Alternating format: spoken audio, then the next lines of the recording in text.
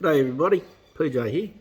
Going to try and show you a quick and simple knot that you can use when you're using braided line for your main line and monofilament for your leader. So what I'm going to show you is what we call the Slim Beaty. And the beauty of this knot is it's slim, which means if it's got to go through your rod guides, it's not going to go clack, clack, clack as it goes out and decrease casting distance and also knock around some of your guides. Some of these really delicate silicon carbide guides can get a bit dislodged from the guide rings of your fishing guides. Not only that, this is an easy knot that you can tie in the boat. You don't need a jig, or you don't need a second person to put the tension on for you. So it's the Slim Beaty. It's a knot that I use a lot. For the demonstration purpose, I'm using 50-pound braid and 60-pound monofilament leader. So let me put my eyes on and adjust the camera and we'll get back to it.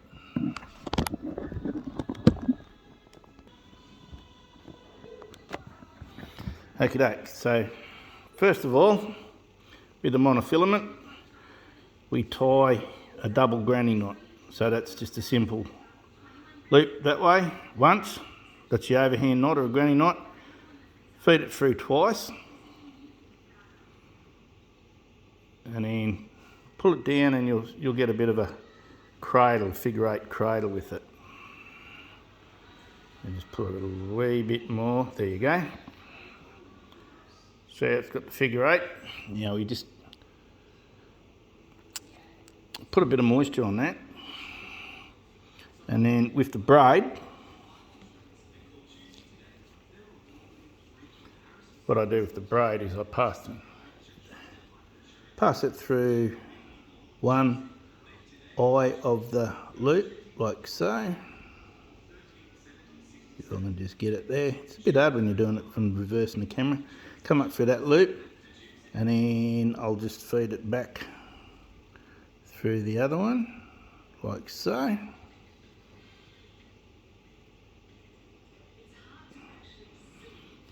Okay, and then we pull that through. Give yourself a tail on the braid here. You want, 6 inches or 150 mil, so you give yourself a good tail. Now you just pop it up in your mouth, wet it, and we'll pull the nylon down. And the reason we're going to pull the nylon down is because that locks the braid in, okay? So I've done that. Now next step is we just make a little loop in the braid around the nylon like so, and I'll just pinch that like that. And then what I do is I now go around the monofilament with the braid and 2 to 1. So if I go up here 6 times, that's 4, 5, 6, then 2 to 1 ratio means I come back 3 times. So I come back around what I've just done 3 times. Now if I was using lighter line, I'd probably go 4 and 2. And the good thing about that loop is once I've got control of this, is it keeps that loop. Now what I do, I've done my third. I'm now going to put this through that loop and pull that tight. And again, with all knots that you tie, you want to put them in your mouth with a bit of saliva to wet it. That way it won't burn the nylon. And just maintain some tension. Pull that till it bunches and then pull your braid. See how that's pulled up tight?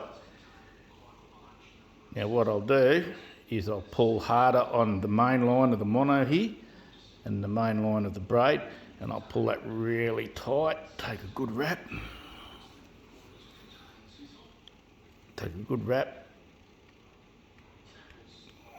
Pulls in. Now just as a final check on that nylon tag, I'll just pull on that, and that makes sure that the braid's locked in nice and tight. To finish the knot off, I got my snips, and I'll cut that off 3 or 4 mil from the knot. Just gives it a little bit of wriggle room. If it wants to cinch down a little bit more under pressure, it will. And then with the nylon, I try and cut it off as close to the knot as I can. So we'll leave about a mil or two, just a mil. And there you have what we call the Slim Beaty. It's a nice knot, goes for your guides, doesn't go clackety clackety clack. Like I said, 50-pound braid, 60-pound mono, that's great. I use it fishing for my Spanish mackerel, fishing for me mulloway off the beach. It's not going to let you down. It's a good strong knot. It's a low profile knot. It won't damage your guides. Even if you've got really, really small guide or rod tips, it's not going to damage it. So there you go, another knot. Hopefully the knots that I show you and the rigs that I'm showing you here give you some benefit for your fishing. All right, thanks for looking. Bye.